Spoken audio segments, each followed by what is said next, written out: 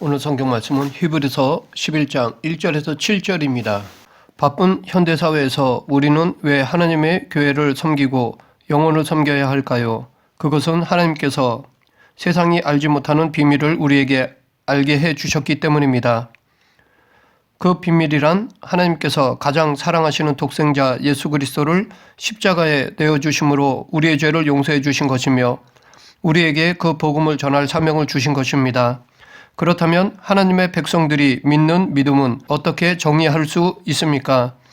우리들의 살아가는 모습을 들여다보면 사실 믿음 없이 살아가는 사람은 없습니다. 모든 사람들은 어떤 형태로든 자기가 의지하는 믿음의 대상이 있습니다. 누구는 돈이나 힘, 누구는 자기 자신이거나 신일 수 있습니다. 오늘 본문에서는 하나님의 백성, 하나님의 자녀는 어떠한 믿음의 신조를 가져야 하는지를 말하고 있습니다. 유대인들은 창조주 하나님, 율법을 주신 하나님은 알았지만 구원의 메시아이신 예수 그리스도는 알지 못했습니다. 히브리서는 그러한 유대인들에게 예수 그리스도가 구약의 선지자들의 입을 통해 선포되었던 예언의 완성이요 인류의 죄를 대신 지실 약속된 구세주이심을 알려주고 있습니다. 또한 하나님의 백성들에게 있어서 믿음은 돈이나 권세, 자연 법칙 등을 믿는 것과는 차원이 다르며 그 믿음이 우리에게 단번에 주어지는 것도 아니기 때문에 히브리서에서는 여러 믿음의 조상들의 발자취를 보여주고 있습니다. 그런데 히브리서 기자는 우리가 따르고 배우고 전망해야 할 믿음의 조상들을 보여주시기에 앞서 과연 그들이 가졌던 믿음의 실체가 무엇인지를 말하고 있습니다. 그것이 오늘 본문 1절입니다. 먼저 믿음이란 바라는 것들의 실상입니다. 하나님께서 약속하신 말씀을 따라 소망을 붙잡고 나갈 때 반드시 이루어질 것을 확신하는 것입니다. 실상이라는 단어는 헬라어로 휘포스타시스인데 가장 밑에 위치한 것, 기초석과 같은 본질적인 질체를 가리킵니다. 그러므로 믿음이란 하나님께서 허락하신 소망, 하나님께서 허용하신 그 약속이 가장 본질적인 실체로 나타날 것임을 아는 것입니다. 또한 믿음이란 보이지 않는 것들의 증거입니다. 믿음의 조상들은 현실 너머의 미래를 바라보는 하나님의 영안을 가지고 살았습니다. 그래서 그들은 현실에 안주하거나 멈추지 않고 하나님께서 보여주신 위대한 비전, 미래의 꿈, 약속을 바라보고 증거를 얻은 사람들입니다. 계속해서 성경은 선진들이 이로써 증거를 얻었고 믿음으로 모든 세계가 하나님의 말씀으로 지어진 줄 우리가 안다라고 말하고 있습니다. 보이는 것은 나타난 것으로 말미암아 된 것이 아니라는 말씀을 통해 우리는 보이는 것, 곧 보이는 물질의 세계는 나타난 것, 곧 창조 이전에 존재했던 물질로 만들어진 것이 아니라 하나님의 말씀과 능력 그리고 하나님의 창조 권세로 인해 창조되었음을 알 수 있습니다. 다시 말해 하나님이 창조주요 권세자요 능력자이심을 믿을 때 하나님의 능력과 권세가 하나님의 백성들에게 임한다는 것입니다. 믿음의 선진들이 이 믿음으로 하나님의 능력을 나타내는 증거를 얻었습니다. 그러므로 믿음이란 내 힘으로 할 수 없는 것을 하나님의 창조적인 능력으로 수행하는 증거이자 결과물이라고 할 수 있습니다. 4절에 등장하는 두 인물 중 한 사람은 아담의 큰아들이자 농사를 지었던 가인입니다. 그는 하나님께 땅의 소산으로 제물을 드렸습니다. 그런데 하나님은 가인의 예배는 받지 않으시고 아벨의 예배만 받으셨습니다. 양을 치는 목자였던 아벨은 양의 첫 새끼를 드렸습니다. 그러면 하나님께서는 왜 아벨의 제사만 받으셨을까요? 그 이유를 우리는 믿음으로 아벨은 가인보다 더 나은 제사를 드렸다라는 말씀에서 찾아볼 수 있습니다. 아벨은 양이 처음 난 새끼를 하나님께 드림으로써 구별된 예배를 드렸으며 이것은 곧 하나님 우선순위로 자신의 믿음을 보였다는 것을 암시합니다. 이런 그의 예배를 통해 우리는 그의 삶 역시 하나님을 최우선으로 하였으며 하나님께 가장 소중한 것을 드리는 삶을 살았다는 것을 짐작할 수 있습니다. 이것은 가인이 믿음 없이 의무감으로 습관적으로 예물을 바친 것과는 대조적이라 할 수 있습니다. 우리는 이 아벨의 예배를 통해 전능하신 하나님께서 어떤 사람을 찾고 계시는지를 알 수 있습니다. 최고의 권세자요 모든 것을 가지신 하나님 앞에서 우리가 얼마나 유능한지, 얼마나 많이 가졌는지, 얼마나 권세가 있는지는 중요하지 않습니다. 하나님께서는 당신을 인정하고 참되게 예배하는 자, 자신의 전인격과 삶을 다하여 당신께 진실되게 드림을 실현하는 예배자를 찾으십니다. 아벨은 짧은 생을 살았지만 우리들에게 중요한 교훈을 남겼습니다. 그것은 하나님을 기쁘게 하고 그분을 따르는 일에는 반드시 대가가 따른다는 것입니다. 아벨은 그 일을 위해 자신의 생명을 대가로 지불했으며 인류 역사상 최초의 하나님의 영광을 위해 목숨을 바친 순교자가 되었습니다. 아벨의 이름에는 이슬, 안개라는 뜻이 있습니다. 아벨은 자신의 이름처럼 이 땅에서 이슬같이 잠시 머물다 사라졌습니다. 그는 위대한 업적이나 엄청난 유산을 남긴 것도 아닙니다. 그는 오직 전능하신 하나님을 전심으로 섬기고 예배했고 죽임을 당했습니다. 믿음이 있다면서도 형통할 때만 하나님을 찬양하고 고난당할 때에는 원망하는 경우가 있는데 살아있는 믿음, 참된 드림을 실현하는 믿음은 고난당할 때 하나님을 기억하고 묵상함으로 순금과 같이 빛나게 됩니다. 어둠 속에서 작은 촛불이 더욱 빛나듯이 고통 속에서 믿음은 보석처럼 아름답게 빛나게 됩니다. 아벨이 바로 이런 삶을 살았습니다. 계속해서 오늘 본문 5절, 6절에 나오는 에녹이 가졌던 신앙의 특징을 보면 첫째, 하나님을 기쁘시게 하는 믿음이었습니다.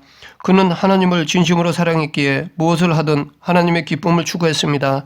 그래서 역사상 최초로 죽음을 겪지 않고 직접 하늘로 올라간 인물이 되었습니다. 죽음을 경험하지 않고 하늘로 올라간 두 번째 인물은 엘리야입니다. 엘리야는 구약 모든 선지자의 대표격으로 모세오경의 저자인 모세와 함께 구약 성경 전체를 양분하며 구약 시대를 대표하는 위대한 영적 지도자입니다. 우리는 이것을 변화산 사건을 통해 알 수 있습니다. 그런데 이 회오리 바람을 타고 직접 천국에 입성한 위대한 엘리야와 같이 믿음의 영웅의 반열에 오른 사람이 바로 에녹입니다. 성경에서는 에녹이 얼마나 위대한 인생을 살고 위대한 업적을 남겼는지는 찾아볼 수 없습니다. 모세처럼 백성을 이끌고 출애굽하여 한 민족을 이룬 인물도 아니며 여호수아처럼 가나안 정복 전쟁을 승리로 이끈 인물도 아닙니다. 베드로처럼 예수님의 수제자로서 복음의 증거의 최전선에 섰던 인물도 아닙니다. 성경은 에녹과 관련해서 하나님을 기쁘시게 하는 자라고 언급할 뿐입니다. 세상 사람들은 위대한 업적을 남긴 자를 인정하고 기억하지만 하나님께서는 크게 기억에 남을 만한 업적이 없을지라도 당신을 기쁘게 하는 인생이라면 귀하게 여기십니다. 이처럼 하나님은 세상과 다른 기준으로 인생을 평가하십니다. 그렇다면 어떻게 하나님을 기쁘시게 할 수 있을까요? 첫째, 하나님의 영광을 추구해야 합니다. 사도 바울도 그런즉 너희가 먹든지 마시든지 무엇을 하든지 다 하나님의 영광을 위하여 하라 라고 하였습니다. 그러하기에 예수 그리스도의 참 제자는 자기 영광을 추구하고 자기 이름을 내며 자기 주장을 관철시키는 것이 아니라 하나님의 영광을 추구하고 하나님의 이름을 높이며 하나님의 권위에 순종해야 합니다. 둘째, 하나님의 뜻을 추구해야 합니다. 하나님의 사람은 자신의 뜻을 추구하지 않고 하나님의 뜻을 추구하며 따라야 합니다. 우리가 하나님의 일을 할 때 우리의 뜻과 그분의 뜻이 항상 일치한다면 좋겠지만 내 뜻과 하나님의 뜻이 다를 때가 더 많습니다. 그럴 때 우리는 항상 하나님의 뜻이 무엇인지 우선적으로 찾고 구해야 합니다. 이것은 예수님께서 지상에 계실 때 보여주셨던 가장 중요한 인격적 특징이기도 합니다. 십자가의 고난을 앞두신 예수님의 기도에서 이 사실을 확인할 수 있습니다. 예수님은 수치와 고통의 십자가를 앞에 두고 하나님께 나아가 내 아버지여 만일 할 만하시거든 이 잔을 내게서 지나가게 하옵소서라고 기도하셨습니다. 그러나 나의 원대로 마시옵고 아버지의 원대로 하옵소서라고 기도를 마치셨습니다. 이 아버지의 원대로 하는 것 이야말로 우리가 예수님을 섬기고 따를 때 반드시 넘어야 할 산입니다. 예수님은 나의 양식은 나를 보내신 이의 뜻을 행하며 그의 일을 온전히 이루는 이것이니라 라고 말씀하셨습니다. 이처럼 하나님을 기쁘게 하는 비결은 사실 쉽고 단순합니다. 내 뜻을 접고 하나님의 뜻에 순종하면 됩니다. 에녹 아들의 이름은 무두셀라로 그 뜻은 창 던지는 사람입니다. 고대 사회에서는 부족의 창 던지는 자들 중에서 최고수가 죽게 되면 전투에서 패하고 부족의 운명도 다하게 된다고 믿었습니다. 그래서 무두셀라의 이름에는 창 던지는 사람이라는 의미 외에 그가 죽으면 부족이 심판받는다라는 뜻도 있습니다. 성경의 기록에 보면 놀랍게도 무두셀라의 죽음과 노아의 홍수 사건이 일치하는 것을 알 수 있습니다. 무두셀라는 성경에 969세까지 살았다고 기록되어 있습니다. 그런데 노아가 출생할 당시 무두셀라의 나이가 369세였고 노아가 600세 되던 해 둘째 달에 홍수가 시작되었으니 무두셀라가 969세 되던 해에 홍수 심판이 시작되었습니다. 이미 에녹의 아들 무두셀라의 이름을 통하여 하나님의 심판이 예고되었으며 그가 죽던 해에 이 땅에 그 예고대로 심판이 임했음을 알 수 있습니다. 에녹이 가졌던 신앙의 특징 두 번째는 하나님과의 동행이었습니다. 성경은 에녹이 무두셀라를 낳은 후 300년을 하나님과 동행하였다고 기록하고 있습니다. 또한 24절에서는 에녹이 하나님과 동행하더니 하나님이 그를 데려가심으로 세상에 있지 아니하였다라고 말하고 있습니다. 여기서 동행했다는 것은 일평생 하나님과 영적인 교제를 나누었다는 것입니다. 부모에게 첫 아기는 처음 생명을 출산한 기쁨의 은혜인 동시에 처음 가보는 길을 걷는 것 같은 두려움으로 다가옵니다. 에녹이 무두셀라를 낳았을 때 어떤 경험을 했는지는 성경에 구체적으로 기록되어 있지 않아 알 수 없지만 그는 무두셀라를 낳고 영적으로 큰 변화를 체험한 후 본격적으로 하나님과 동행하는 삶을 살기 시작했습니다. 그리고 하나님께서는 그런 그를 매우 귀하게 여기셔서 죽음을 경험하지 않은 채 천국으로 데려가셨습니다. 계속해서 7절에 나오는 노아 시대는 죄악이 세상에 관영한 때였습니다. 창세기 6장 11절 그때에 온 땅이 하나님 앞에 부패하여 포악함이 땅에 가득한지라 하나님이 보시기에 온 땅이 부패했고 땅의 모든 사람들의 행위가 부패했습니다. 그들의 부패함을 보신 하나님은 홍수 심판을 결심하셨고 노아의 나이 480세 때 심판의 말씀을 전하셨습니다. 하나님께서 노아에게 방주의 구체적인 모형을 직접 알려주시며 제작할 것을 명하셨습니다. 1규빗은 성인 남성의 팔 길이 정도 되므로 길이 300규빗은 약 135m입니다. 너비는 50규빗, 즉 22.5m로 길이와 넓이는 6대1 비율입니다. 깊이는 30규빗으로 약 13.5m입니다. 또한 노아의 방주는 상층, 중층, 하층의 세 층으로 만들어 완벽한 비율의 안정성을 더했습니다.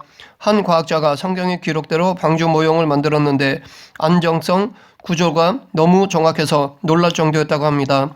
이뿐 아니라 하나님께서는 노아에게 엄청난 폭풍을 견딜 수 있는 자재도 자세하게 알려주셨습니다. 자재 중 하나인 고페르 나무는 삼나무의 일종인데 천년이 지나도 썩지 않는 나무로 알려져 있습니다. 그리고 물의 흡수를 막기 위해 나무와 나무 사이를 역청으로 바르라고 하셨는데 역청은 오늘날까지 쓰이고 있는 탁월한 방수 재료입니다. 하나님께서 말씀하신 대로 노아와 그의 가족은 노아가 120년 일하는 오랜 세월 동안 거대한 방주를 만들었습니다. 노아는 그 시대 사람들과 한 가지가 달랐습니다. 그는 하나님께 위임받은 사명을 이루기 위해 그 시대를 살던 사람들의 시대 정신을 거슬러 하나님의 사명을 수행하였습니다. 즉 당시의 가치관을 따르지 않았습니다. 그 결과 노아는 믿음으로 아직 보이지 않는 일에 경고하심을 받아 경외함으로 방주를 준비하여 그 집을 구원하였습니다.